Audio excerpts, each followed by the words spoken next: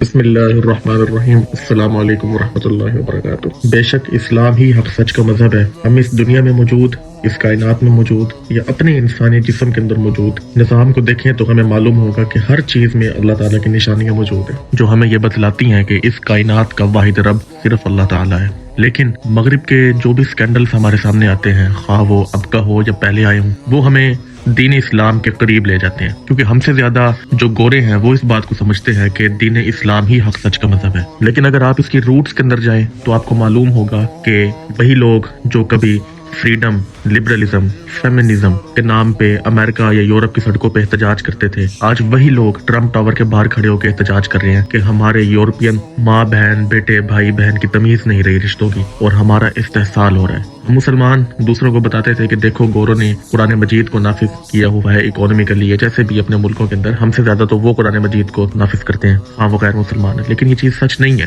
ان کے سسٹم کے اندر اتنے فلاز ہیں کہ جس کی کوئی حد نہیں۔ ٹھیک ہے، اکانومیکلی انہوں نے کیا ہوگا، اکانومیکلی انہوں نے گرو بھی کیا ہے، لیکن اگر ان کے آپ فیملی لاز دیکھیں، آپ ان کے فیملی ویلیوز دیکھیں، مورل ویلیوز دیکھیں، ٹریڈیشنز دیکھیں، تو آپ کو معلوم ہوگا کہ وہ ایک کھوکھلا سسٹم ہے، اور اس کی وجہ صرف ایک ہے، قرآن مجید سے دوری۔ قرآن مجید صرف مسلمانوں کی کتاب نہیں ہے۔ ٹھیک ہے، ہمیں سعادت ہے کہ ہم قرآن مجید کو فالو کرنے والے ہیں، لیکن یہ قرآن مجید صرف مسلمانوں کے لیے نافذ نہیں ہوا۔ اللہ تعالیٰ کا فرمان ہے کہ ہر بچہ جب وہ پیدا ہوتا ہے تو وہ فطرت اسلام پہ پیدا ہوتا ہے۔ اس کا مطلب جو اسلامی ویلیوز ہیں یا اسلامی لاز ہیں یا اسلامی ٹریڈیشنز ہیں یا قرآن مجید ہے یا احادیث مبارکہ ہیں، ان کا تعلق پوری دنیا کے مسلمانوں کی اصلاح کے ساتھ ہے۔ صرف وہ مسلمانوں کے لیے کنفائنڈ نہیں ہے، تمام دنیا کے انسانوں کا چیک اینڈ بیلنس اسلام کے اوپر ڈیپینڈ کرتا ہے۔ جب ایک ہتھیار یا کوئی چیز یا کوئی روبوٹ مینوفیکچر ہوتا ہے کسی فیکٹری کے اندر، تو اس کے ساتھ ایک مینول بک آتی ہے۔ اس مینول بک کے اندر اس چیز کے اسٹرکچر کے بارے میں لکھا ہوتا ہے، ڈیفارمیٹی کے بارے میں لکھا ہوتا ہے، کیسے اس کو چلانا ہے،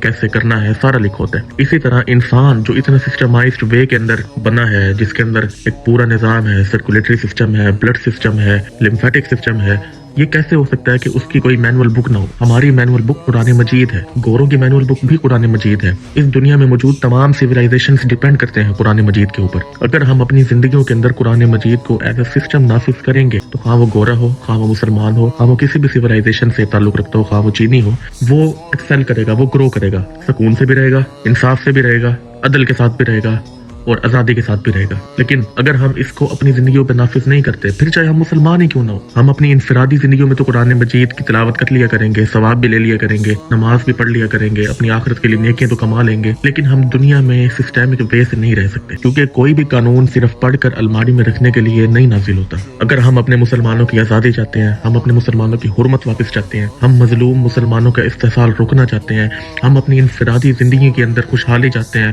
ہم انصاف چاہتے ہیں، ہم عدل چاہتے ہیں، تو خدا را ہمیں قرآن مجید کو اسٹیٹ لیول پر نافذ کروانا ہوگا۔ اس کے علاوہ کوئی چارہ نہیں ہے ہم مسلمانوں کے پاس، صرف مسلمانوں کے پاس نہیں بلکہ پوری سیولائزیشن میں کسی کے پاس کوئی چارہ نہیں ہے، کیونکہ مین میڈ قانون کھوکھلا ہوتا ہے، اندر فلاز رہ جاتے ہیں۔ آپ پہلے وہ فیمنزم کے پیچھے بھاگتے تھے، اب وہ کسی اور چیز کے پیچھے بھاگ رہے ہیں، کیونکہ انہیں لگتا ہے کہ ان کی کوئی مینول بک ہے نہیں، انہوں نے خود ہی قانون بنانا ہے، پھر اس میں امینڈمنٹ کرنی ہے، پھر قانون بنانا ہے، پھر آرٹیکل چینج کرنا ہے، پھر دوسرا اس کو ترتیب دینا ہے۔ ہمارے پاس ایک پہلے سے قانون موجود ہے الحمدللہ۔ اللہ تعالیٰ ہم سب کو قرآن مجید نافذ کرنے کی توفیق عطا فرمائے اپنی زندگیوں پر اور اسٹیٹ لیول پر، آمین ثم آمین۔